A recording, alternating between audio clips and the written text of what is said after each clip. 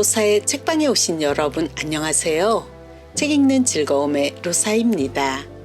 오늘은 김홍신 작가님의 인생 수업 겪어보면 안다. 6장 세상의 주인은 바로 나라는 것을에 수록된 작품으로 인생 화사를 잘 마치려면 하물며 사람이겠습니까? 당신이 서 있는 바로 그 자리, 세 편의 수필입니다. 매 순간 남과 비교하지 말고 내 인생에 집중할 것. 천하 만물 중에 사람보다 더 아름다운 존재는 없고 사람보다 더 향기 좋은 꽃은 없다는 것. 내가 서 있는 자리가 지구의 중심이라는 것. 내가 존귀하면 세상 사람 모두 존귀하다는 것. 이런 내용으로 사람의 소중성과 자존감을 일깨워주고 삶의 희망의 메시지를 전달해주고 있습니다. 그럼 우리 함께 세 편의 수필 감상해 볼까요? 낭독 시작하겠습니다.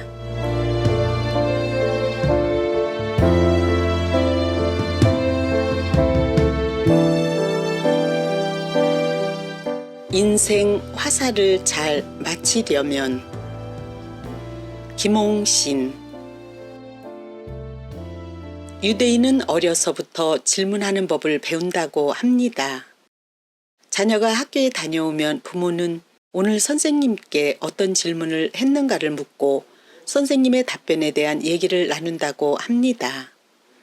질문을 통해 깨닫는 게 산 교육이라는 건 널리 알려져 있습니다. 부처님께서도 제자들의 질문에 대답함으로써 깨달음을 전했습니다. 공자께서도 제자들의 질문에 대한 응답으로 지혜를 남겼습니다. 예수님께서도 제자들의 물음에 사랑을 전파했습니다. 오늘날에는 과학기술의 놀라운 발전으로 챗 GPT가 질문의 힘을 유감없이 보여주고 있습니다. 그렇다면 살아가며 우리가 꼭 던져봐야 하는 가장 중요하고 가장 현명한 질문은 무엇이겠습니까? 짐작하셨겠지만 바로 나는 누구인가? 나는 왜 사는가? 나는 어디로 가는가? 입니다. 대학의 제자들에게 이런 시험 문제를 출제한 적이 있습니다. 나는 누구인가? 제자가 손을 번쩍 들고 항의하듯 말했습니다. 어려워도 좋으니 강의해 주신 데서 출제해 주세요.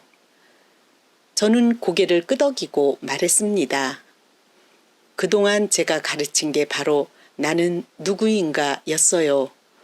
저는 공부를 조금 모자라게 한 탓에 여러분에게 학문적 가르침보다 진정한 삶과 향기나는 인간미, 사랑하고 용서하고 배려하고 베푸는 사람다움을 알려주고 싶었어요. 그래서 제 허물과 부족함과 모자람까지 털어놓았습니다. 제자는 고개를 저으며 말했습니다. 시험 문제가 너무 어렵습니다. 저도 고개를 저으며 대답했습니다. 저도 내가 누구인지 쓰라면 헤맬 게 분명합니다. 그러나 점수에 신경 쓰지 말아요. 어떻게 쓰든 무조건 A 학점을 줄 테니 그냥 생각나는 대로 써봐요. 인생 참 복잡하고 다사다난하죠?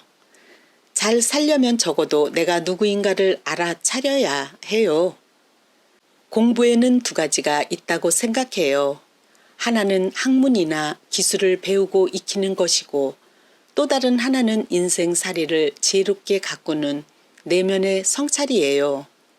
오늘 시험은 뭐든 그냥 써봐요. 그리고 나는 누구인가 스스로에게 물어봐요. 제 말이 그럴듯해서인지 아니면 A 학점을 주겠다는 소리 때문인지 학생들은 뒷말 없이 시험을 봤습니다. 시험이 끝났을 때 저는 이렇게 말했습니다. 설마 그럴 리야 없겠지만 사람들을 사고파는 시장이 있어서 오늘 나를 내다 판다면 얼마쯤 받을 수 있을지 한번 떠올려 봐요. 시험지에 손으로만 쓰지 말고 내 가격을 얼마쯤 받을 수 있을지 마음으로 써보세요. 곧이어 침묵이 흘렀습니다. 몇 분 동안 아무 소리도 들리지 않았지요. 학생들이 무슨 생각을 하는지 알 수 없지만 적어도 자신의 가치를 생각할 것 같았습니다. 그런 뒤에 말을 이었습니다. 여러분, 세계 인구가 70억이나 되었다고 합니다. 70억 명 중에 생김새, 눈빛, 머리색, 출생, 생각, 마음이 똑같은 사람이 단 한 명이라도 있을까요? 제자들은 고개를 저었습니다. 그렇습니다. 똑같은 사람은 단 한 명도 없습니다. 과거에도 현재에도 미래에도 없어요. 우주 역사상 오직 하나뿐이죠. 그런데다 이번 생이 마지막이에요. 자, 아까 머릿속으로 자신의 가격을 얼마라고 생각했지요? 고개를 끄덕이거나 머리를 젓는 제자들의 눈빛이 달라졌습니다. 그대들은 온 우주 역사상 달랑 오직 하나뿐이죠. 비쌀까요? 싸구려일까요? 제자가 혼잣말처럼 말했습니다. 제가 엄청난 거네요. 인생은 내가 문제를 출제하고 내가 답을 쓰는 것입니다. 그런데 저부터 어렵게 출제하고 정답을 찾느라고 안달복달을 하며 살았습니다. 인생 시험은 세계 80억 인구가 모두 응시하는 문제이자 과거의 인류가 애써 풀었고 미래의 우리 후손들도 풀어야 할 문제입니다. 학교 시험이나 대학 입시, 취업이나 승진 같은 우열을 가르는 시험에는 정답이 있기에 힘겹게 공부해야 합니다. 그러나 인생은 정답이 아닌 명답을 찾는 시험이기 때문에 지혜롭게 대처하면 됩니다.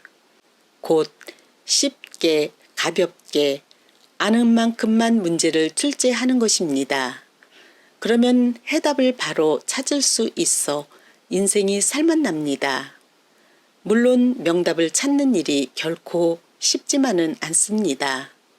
저도 인생을 잘 모르기에 100일 기도도 해봤고 며칠씩 벽만 바라보는 면벽 수행도 했으며 무건 수행과 죽음 체험, 유서 쓰기, 3000배도 했습니다.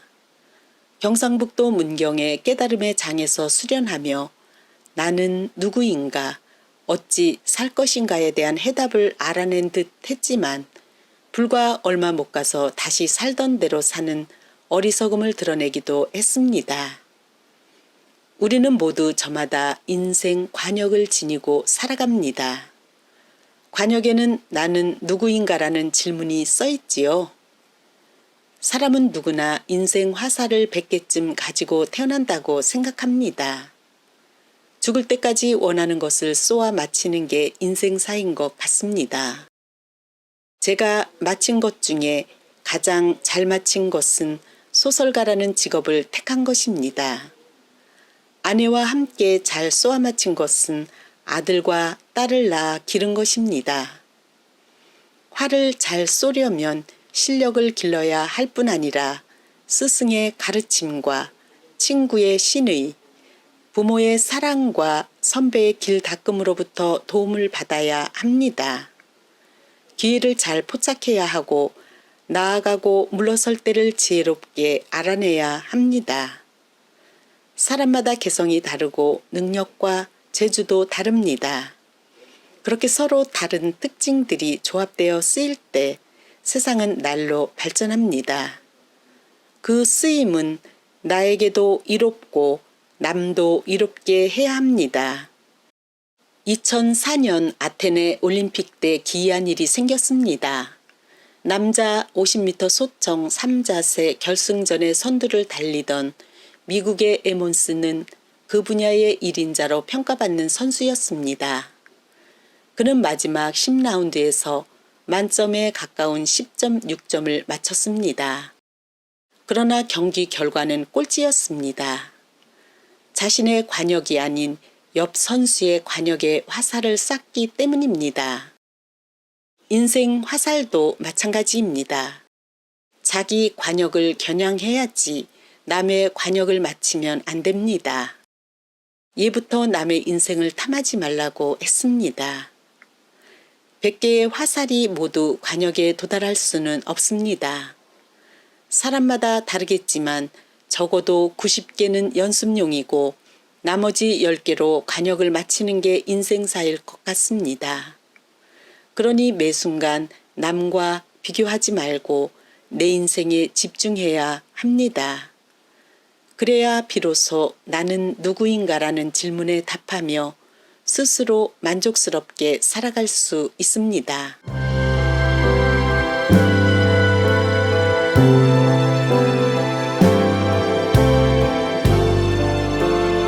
하물며 사람이겠습니까? 2600여 년 전 인도에 사는 천민 니다이는 분뇨통을 메고 좁은 골목길을 가다 부처님을 마주했습니다. 부처님께 길을 비켜드리려다 넘어져 분뇨가 튀었고 부처님의 옷을 버렸으니 니다이는 몹시 당황하여 정신을 차릴 수 없었습니다. 신분제가 엄격했던 당시 인도 사회는 천민을 사람 취급조차 안 할 정도였고 부처님은 출가 전 한 나라의 왕자였으니 상상만 해도 아찔한 상황이었을 겁니다. 그때 부처님께서 다친 곳 없나요? 나와 함께 강에 가서 목욕합시다. 라고 했습니다. 니다이는 몹시 놀라며 제가 천민인데 어찌 감히 같이 목욕을 할 수 있겠습니까? 라고 하자 부처님께서 남긴 말씀은 이렇습니다. 사람은 본디 귀하고 천한 게 없습니다. 모든 것은 그 자체로 존귀합니다. 다만 그 행동에 천하고 귀함이 있을 뿐입니다. 그렇습니다. 어디서 누구에게서 어떻게 태어났든 그 자체로 존귀합니다. 가졌건 못 가졌건 잘났건 못났건 건강하건 건강하지 못하건 태어난 것만으로 존귀합니다. 문제는 우리 스스로 자기 존재를 존귀하게 여기지 않는 것입니다. 2018년에 작고한 미국의 유력 정치가 존 맥케인 상원 의원은 내 인생 단 하루도 다른 누군가의 최고의 날과 바꾸지 않겠습니다. 라는 마지막 말을 남겼습니다. 국어 사전에서는 잡초를 가꾸지 않아도 저절로 나서 자라는 여러 가지 풀을 말하며 농작물 따위에 식물이 자라는데 해가 되기도 한다고 정의합니다. 예쁘게 가꾼 잔디 마당에 심지도 않은 풀이 자꾸 자라면 미울 수 있습니다. 골프장에 잔디 말고 다른 풀이 나면 애써 뽑아내야 하니 귀찮고 힘들 수 있습니다. 작물 기르는 밭에 빠른 속도로 자라는 풀을 보며 마냥 좋아할 수 없습니다. 그래서 비닐둑을 만듭니다. 그러나 세상에 존재하는 것은 작은 풀 한 포기까지도 모두 존엄합니다. 저는 제자들에게 이 세상에 잡초란 없다. 단지 우리가 이름을 모르는 풀일 뿐이다. 라고 가르칩니다. 고등학교 시절 전교생이 산에 가서 풀씨를 채집하곤 했습니다. 채집 활동을 하면 손가락이 아프고 물집이 잡히기도 했습니다.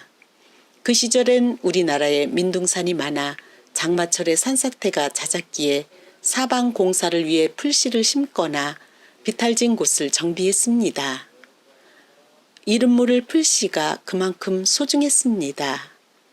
시골에서 소를 키우는 집은 이름 모를 풀을 베어 여물을 만들어야 했고 거름이나 땔감이 필요한 집에도 그런 풀은 귀했습니다. 요즘 벌레를 키우는 사업장에서 잔디가 아니라 이름 모를 풀을 꼭 필요로 합니다. 우리가 흔히 잡초라고 부르는 풀이 없다면 그 많은 산과 강둑, 길섭과 논둑을 누가 지켜주었겠습니까? 그 많은 벌레와 동물은 어찌 생존할 수 있었겠습니까? 그러니 잡풀, 잡초는 없습니다.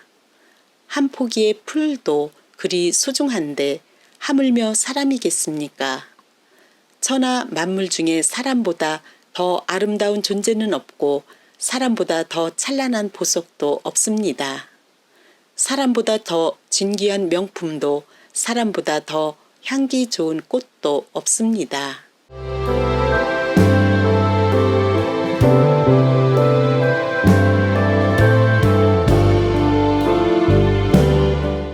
당신이 서 있는 바로 그 자리. 제가 어렸을 적엔 밤하늘이 온통 별천지였습니다. 시골 읍내는 자정전에 전등이 모두 꺼졌기 때문에 하늘이 무너질 듯 별이 엄청나게 많았습니다. 해가 지고 어둠이 짙어진 시골에는 하늘의 빈자리가 없을 만큼 수많은 별과 함께 수시로 낙하하는 별똥별을 어디에서든 볼 수 있었습니다. 시험 보기 전날 밤엔 별똥별을 보려고 일부러 마당에 누웠습니다. 별똥별을 많이 보면 시험을 잘 보게 된다는 속설을 믿었으니까요. 세월이 흐르면서 무진장한 별 무더기를 볼 수 있는 풍경이 드물어졌습니다. 도시에서 별을 볼 수 없는 까닭은 바로 밝은 전기불 때문입니다. 인생도 마찬가지일 것 같습니다. 바쁜 삶에서도 지혜의 별이 보이지 않습니다. 몸과 마음이 잔잔해져야 지혜의 별을 볼 수 있습니다. 지난 겨울에 법륜 스님과 함께 필리핀 민다나오로 봉사활동을 하러 갔다가 밀림지대 근처에서 폭포수처럼 금방 쏟아질 것 같은 밤하늘의 별 무더기를 보았습니다. 감탄사가 절로 나왔습니다. 밤하늘의 무수한 별을 보면 우주의 광활함에 경탄하게 됩니다. 떠올려 보니 사하라 사막이나 인도의 불가촉 천민들이 사는 둥게스 와리, 백두산의 산자락, 평양의 외곽지대, 금강산과 설악산, 지리산과 한라산처럼 불빛이 없는 곳에서는 별 구경을 실컷 했습니다. 그때 깨달은 것은 내 존재가 티끌보다도 작다는 사실이었습니다. 우주에서 지구를 내려다보면 나는 현미경으로도 보이지 않을 정도로 작은 존재입니다. 하지만 나는 우주 전체에서 오직 하나뿐이며 이번 생은 한 번뿐인 내 인생의 마지막입니다. 나는 무엇과도 바꿀 수 없는 가장 소중한 존재가 분명합니다. 일본에서 국제 심포지엄이 열려 참석했을 때입니다. 예민한 주제일 수밖에 없는 역사 문제로 전문가들의 토론은 시종일관 진지했습니다. 마침내 제 차례가 되었습니다. 저는 고구려를 계승한 발해의 제2대 황제 대무예가 서기 732년에 직접 군사를 이끌고 요하를 건너 당나라를 침공했고 수군 장수 장문유 대장군이 당나라의 요충지인 등주를 점령하는 전과를 올려 산등 반도를 함락한 사실을 공개했습니다. 이 사실이 당나라의 역사서인 구당서와 신당서 등에 기록되어 있는 점 또한 밝혔습니다. 우리가 흔히 통일신라 시대라고 부르는 시기는 남쪽에는 신라가 북쪽에는 발해가 양립하던 남북국 시대라고 칭해야 한다고 말했습니다. 그리고 발해가 말갈, 거란, 해, 습, 흑수 등을 토벌한 강대국이자 지금의 중국 동북 삼성과 러시아 연해주 일대를 다스렸다는 증거도 제시했습니다. 고려 중기 이후와 조선조를 거치며 국력이 약화된 것이지 우리 민족이 침략만 받았다는 주장엔 동조할 수 없는 역사적 사실을 주장했습니다. 질의응답 시간에 한국인 학자가 제 주장에 반박하며 우리 민족은 역사적으로 보면 보잘것없다고 주장했습니다. 사대주의 사관을 가진 학자라는 걸 대번에 알 수 있었습니다. 저는 그 학자에게 물었습니다. 지구의 중심이 어디입니까? 그는 대답하지 못했습니다. 지구의 중심은 바로 박사님이 서 있는 그 자리입니다. 사위가 조용해졌습니다. 더 이상 반박하거나 설명할 필요가 없는 진리였기에 발표를 마칠 때까지 조용했습니다. 제 강의를 들은 나이 지긋한 학자께서 쉬는 시간에 제 손을 힘주어 잡고 웃으며 말했습니다. 내가 주인인 줄 모르고 머슴처럼 살았어요. 집에서는 마누라가 주인이고 내가 머슴이니까요. 귀국해서 내가 주인이라고 하면 쫓겨날지 모릅니다. 김 선생이 책임지쇼. 차를 마시던 사람들이 모두 소리내어 웃었습니다. 지구는 둥글기에 내가 서 있는 곳이 바로 지구의 중심입니다. 내가 서 있는 곳이 지구의 중심이듯 내가 지구의 주인이라고 생각하는 사람이 주인답게 삽니다. 내가 존귀하면 세상 사람 모두 존귀합니다. 무언가에 끌려다니면 그 무언가가 주인이 되고 나는 노예가 됩니다. 인물, 학력, 집안, 직업, 재력, 명예, 권력 따위에 끌려다니면 그것들의 노예로 사는 것입니다. 그럼 내 인생은 비극이 됩니다. 나 자신이 인생의 횃불이자 나침판이고 북극성이며 햇살이자 달빛이고 꽃이고 꿀이며 열매입니다.